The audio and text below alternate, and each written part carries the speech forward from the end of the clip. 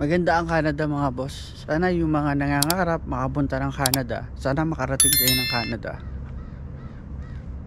Huwag kayong magsawang mag-pray at magtiyaga na mag-ayos ng dokumento papuntang Canada. Matagal ang proseso, pero pag naman nakuha ninyo, sulit naman. Yan yung Northern Lights College mga boss. Maraming nag-aaral dyan ng mga kababayan natin Pilipino. Yung ano yan, yung dalawang mag-asawang yan, yung inukit na kahoy, diyan sila iniiwanan na kapag matanda na sila. Pinapaalagaan na sila dyan. Ibabayad na lang sila. Pero sa atin, di ba, sa Pilipinas, kinukup pa rin natin yung ating mga magulang kapag tumanda na sila at yung hirap na silang kumilos. So ayaw natin na malayo sila sa atin. Para sa akin, mas gusto kong alagaan yung parents ko na kasama ko sa bahay, di ba? Alam ko may mga ilan tayong kababayan na nagtatrabaho doon.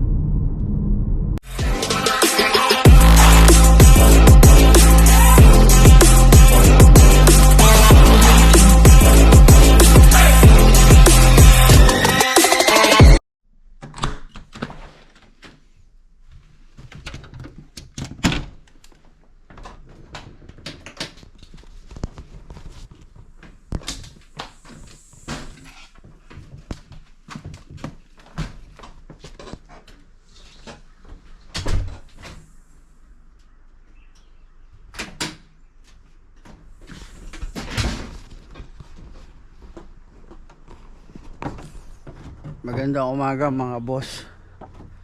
May muta pa ata ako Ang aga ng dilim ngayon mga boss. August pa lang. Dati ganitong oras, alas 4, ang liwanag pa. Alas 5 pa lang dito ng madaling araw sa amin. Madilim na. Maaga yata ang winter. Ay nako.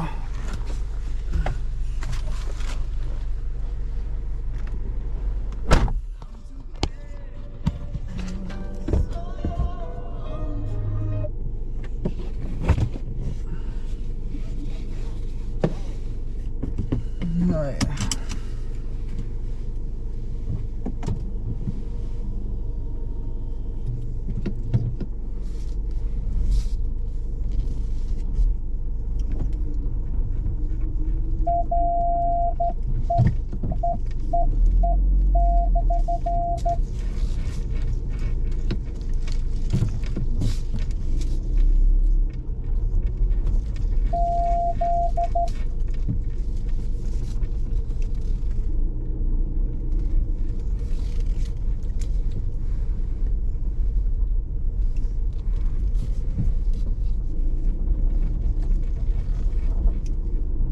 Pagka ganitong papasok ang winter mga boss,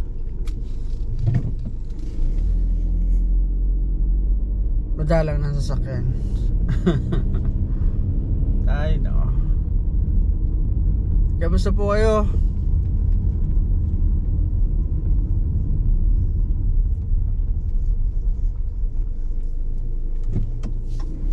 Paata ko sa inyo kalsada.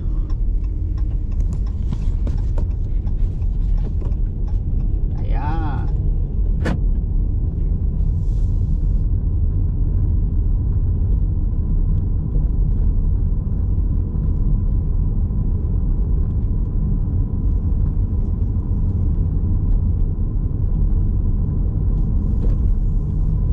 Sa camera ko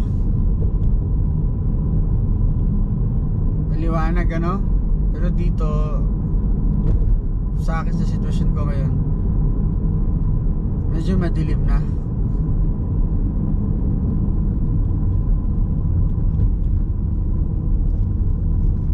Subway, maaga nagbubukas yan, yung nasa kaliwa ko. Chevron, 24 hours, Tim Hortons. Madaling araw din yan. Alam nyo ba, sa Tim Hortons, ang haba ng pila. Akala mo may laban si Manny Pacquiao. Sa drive-thru mga boss, ang orderin lang nila isang kape. Double. Yun ang kalimitan niya. Yun ang naririnig ko. Kasi dati, nung nag-aalas 4 kami sa IGE, ang pasok namin sa bakery, sobrang aga. May mga nakapila na dyan sa Tim Hortons.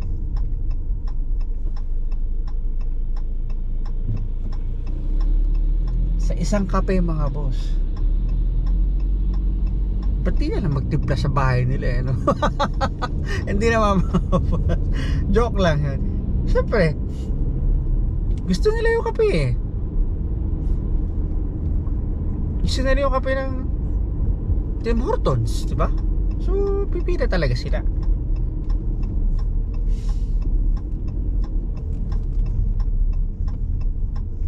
Di sila nagsasawa sa kape ng Tim Hortons. Kaya nga sabi ko, ano bang meron sa kape ng Tim Hortons?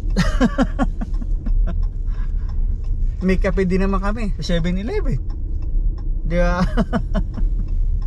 Pero Tim Hortons talaga yung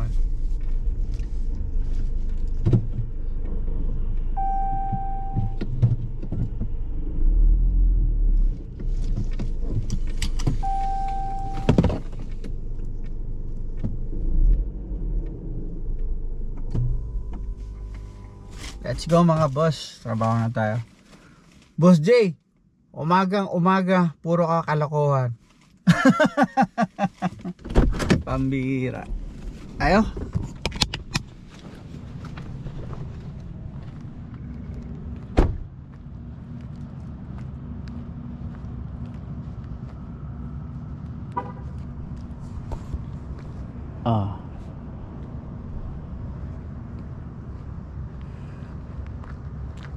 Ang gaganda ng bahay ano. Mga bahay dito yari sa kahoy.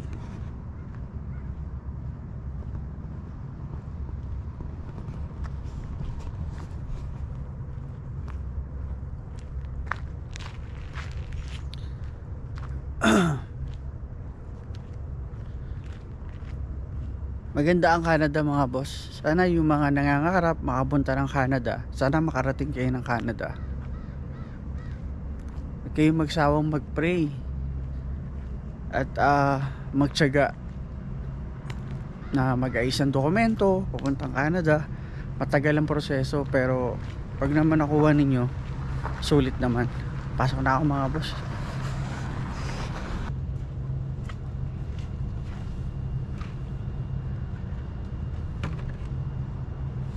Kaya tayo mga boss. Cake mga boss. Expired na cake.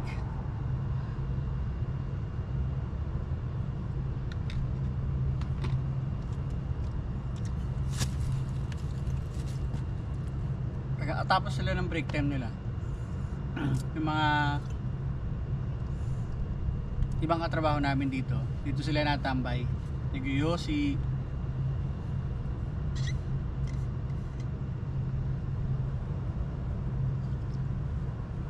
Tatlo lang kaming Pilipino dito na lalaki. Tapos tatlo Pinay.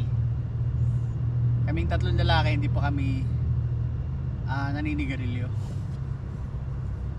Pero natambay lang kami dito. Siyempre papahangin ka. Tahimik dito sa likod na to eh.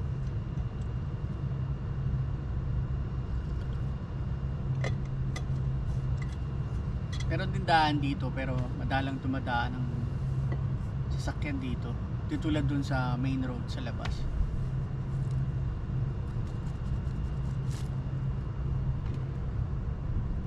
Ang dami dito mga pinaparentang bahay. Sa Pilipinas, magandang business yan eh, no? Apartment. Pero kahit may mga 4 o 5 butas lang na apartment, okay na eh, no? Pwede ka na hindi siguro mag-abroad, ano? Yun ang magandang mapag-ipunan mga boss, ano? Yung makapagpagawa ka ng apartment kahit 5 butas. Mahal na ng upa sa atin ngayon, mga 5,000 yata. Sa 5,000 na yun, minsan isa kwarto, bibira yung 2 kwarto, kalimitan isa lang ang kwarto eh. Pag yung mga paupahan, swerte mo pag 2 yung kwarto na inuupahan mo. Lalo na kung isang pamilya kayo, para sa inyong mag-asawa at sa mga bata, ano? Pero kalimitan isang kwarto lang talaga yung nakikita ko sa Pilipinas. Nung umuwi ako nakita ko yung mga inuupahan ng mga kaibigan ko. Isang kwarto lang talaga. 5,000 ang upa, di ba? Ibig sabihin, kung meron kang 5 butas, meron kang 25,000 every month, no? Pwede ka nang hindi mag-abroad. Tapos ay kayo lang 2 mag-asawa ang nasa Pilipinas. Tapos may income kayo na 25,000 every month. Tapos may anak ka na nasa abroad. Okay na, no? Kumbaga wala ka ng pag-aaralin eh, no? Ang iisipin mo na lang yung kakainin nyo. At syempre magtatago ka ng para sa pang-maintain ng bahay. Yung maintenance ba, yung may nasira, salamin o pintura o may papalitan, may pera kang kukunin, no? Okay na yun, ano? Lalo na kung 2 lang naman kayo mag-asawa at ang mga anak nyo yung mga trabaho na, mga nasa abroad pa yung iba. Sarap magpurguda, no? Papangiti lang tayo. Humingiti lang pala habang nagkukwento eh. Kaya dahan-dahan ako umiinom. Ito ay maligamgam na tubig mga boss. Ay hindi to kape.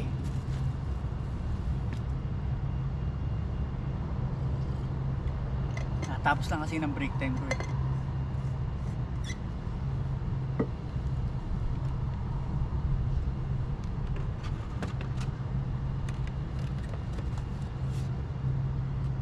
Nakailang subo lang ako.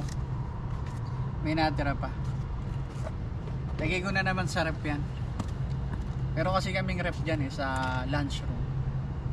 Mini rep, yung maliit lang ba. Yung mga tira-tira namin pagkain nilalagay namin doon. Bukas panghimagas ko ulit yan. Ipasok pa ako bukas mga boss. Ang day off ko ay Tuesday. Ang Tuesday ko naman na day off, pinapasok ko naman ng 7-Eleven 8 to 4. Kaya para mga boss, balik na ako sa loob at mamaya na ulit sa uwian tayo. Excuse me, mamaya na tayo magkwentuhan. Paalam mo na mga boss.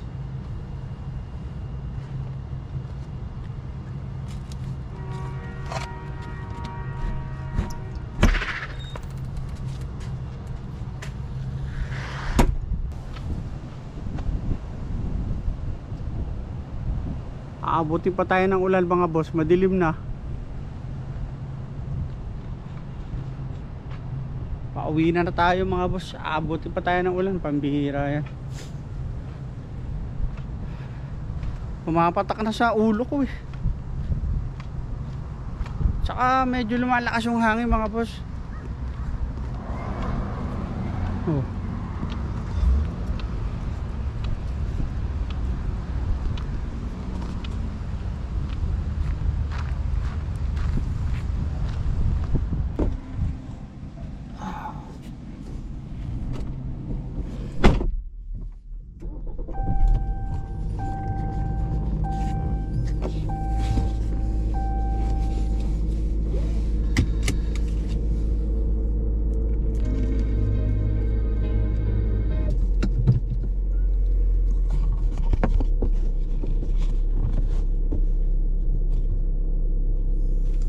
May dadaanan tayo mga boss, papakita ko sa inyo.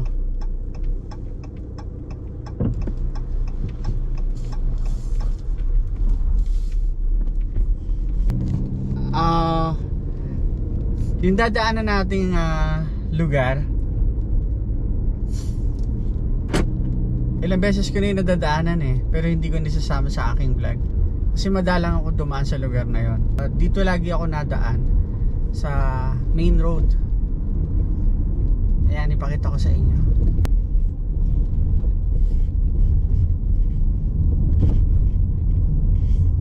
Ayan. Diba alam niyo na naman itong post office sa kaliwa ko at sa kanan, yun yung aming clinic. Tapos dito sa bandang kaliwa ko, kung mapapansin nyo, share ko sa inyo. Ayan. Stop naman eh. Yung kaliwa kong yan,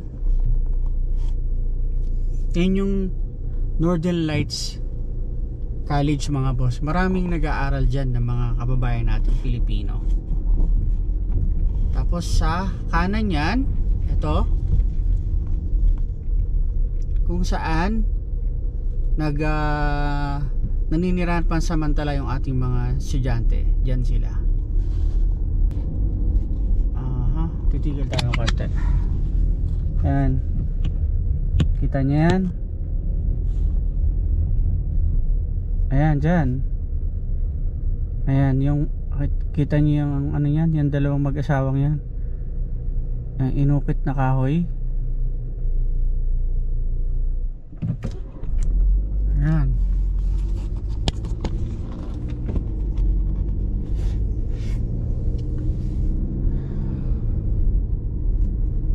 Diyan sila iniiwanan na kapag matanda na sila. Pinapaalagaan na sila dyan. Ibabayad na lang sila. Pero sa atin, di ba, sa Pilipinas, kinukupkup pa rin natin yung ating mga magulang. Kapag tumanda na sila at yung hirap na silang kumilos. So ayaw natin na malayo sila sa atin. Pero yung iba, meron silang mabigat na dahilan kung ba't kailangan nilang dalhin dun yung kanilang mahal sa buhay. Depende sa sitwasyon kasi. Kaya napipilitan silang dalhin sila doon ng kanilang mga mahal sa buhay. Pero halos tayo mga Pilipino, ayaw natin na dalhin yung ating mga mahal sa buhay sa ganun sitwasyon na hindi natin sila kapiling, di ba? Kahit ako, hindi naman ako papayag na dadalhin ko yung parents ko sa ganun sa Pilipinas, di ba? Para sa akin, mas gusto kong alagaan yung parents ko na kasama ko sa bahay, di ba?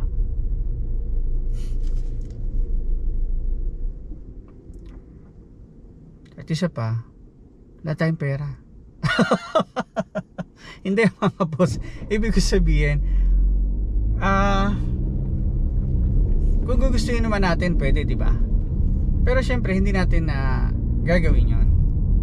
Mas gusto ko nakasama yung aking mga mahal sa buhay pag tumanda sila, yung aking tatay, aking nanay. Ganun ba ibig sabihin? Yun. Alam ko may mga ilan tayong kababayan na nagtatrabaho doon. Nag-aalaga sila ng mga matatanda.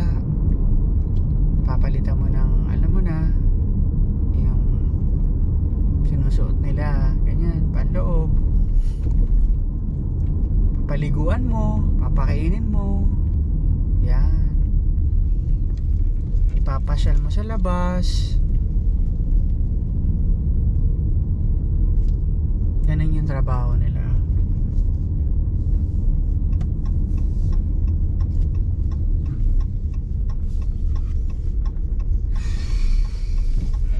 Ito na ako sa bahay.